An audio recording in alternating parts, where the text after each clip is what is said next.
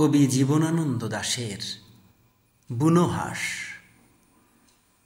পেঁচার ধূসর পাখা উড়ে যায় নক্ষত্রের পানে, জলামাট ছেড়ে দিয়ে চাঁদের আহ্বানে।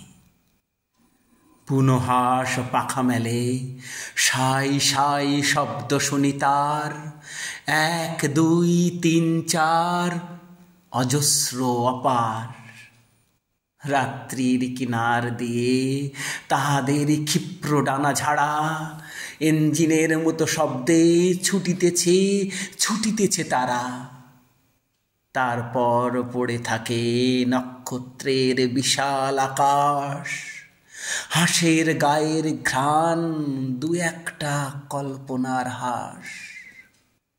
মনে পড়ে কবেকার পাড়াগার অরুণিমা সান্যালের মুখ, উড়ুক উড়ুক তারা, পৌষের জ্যোৎস্নায় নীরবে উড়ুক। কল্পনার হাঁস সব, পৃথিবীর সব ধ্বনি সব রং মুছে গেলে পর, উড়ুক উড়ুক তারা হৃদয়ের শব্দহীন জ্যোৎস্নার ভিতর। উড়ুক উড়ুক তারা হৃদয়ের শব্দহীন জ্যোৎস্নার ভিতর।